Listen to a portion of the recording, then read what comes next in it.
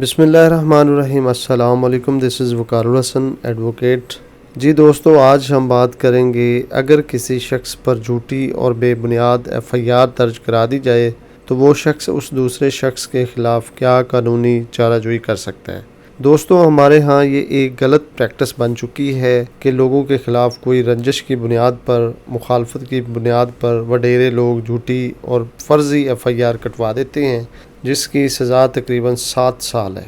ایسے لوگوں کے خلاف دفعہ 182 تعزیرات پاکستان کے تحت کارروائی عمل میں لائی جاتی ہے اور اس میں سزا کا تعین اس اوفینس کے مطابق بھی لگایا جاتا ہے جو ایف آئی آر میں اوفینس لگایا جاتا ہے۔ اسی طرح ایسی جھوٹی ایف آئی آر میں جو لوگ جھوٹی گواہی دیتے ہیں ان لوگوں کے خلاف بھی سیکشن 193 194 تعزیرات پاکستان کے تحت کارروائی کی جاتی ہے اور سزائیں دلوائی جاتی ہیں، اور جھوٹی گواہی دینے والوں کے خلاف اوفینس کی نوعیت کو دیکھتے ہوئے سزائے موت بھی دلائی جا سکتی ہے۔ پولیس رولز 1934 کا قانون نمبر 24.7 متعلقہ پولیس افسر کو بھی یہ اختیار دیتا ہے کہ وہ درج شدہ ایف آئی آر کو منسوخ کر سکتا ہے۔ اگر اس ایف آئی آر کے اندراج کے بعد ملزم کا چلان پیش کر دیا گیا اور ٹرائل شروع ہو گیا تو ہائی کورٹ اسے اس نچلی عدالت سے ہی ریلیف لینے کی ہدایت کرتی ہے۔ اس صورت میں مجسٹریٹ ضابطہ فوجداری کی دفعہ 249A اور سیشن جج ضابطہ فوجداری کی دفعہ 265K کے تحت ملزم کو کسی بھی وقت مقدمہ سے بری کر سکتا ہے۔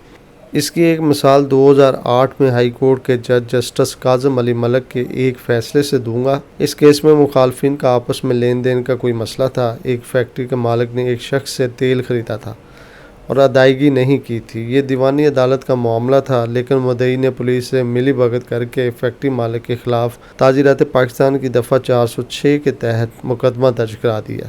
عدالت نے یہ ایف آئی آر خارج کرنے کا حکم دیا اور کہا کہ یہ دیوانی عدالت کا مسئلہ ہے، پولیس نے اپنے اختیار سے تجاوز کیا۔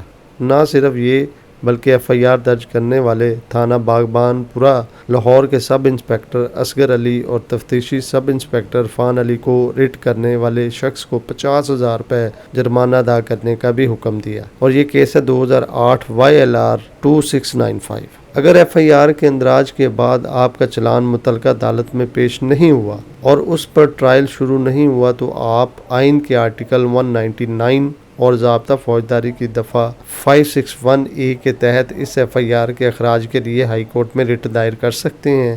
آپ اپنا کیس ثابت کرتے ہیں تو ہائی کورٹ یہ ایف آئی آر خارج کرنے کا حکم دے گی۔ سپریم کورٹ کسی کے ذاتی معاملات پر از خود نوٹس نہیں لے سکتی، صرف مفاد عامہ کے معاملات میں سو موٹو لے سکتی ہے۔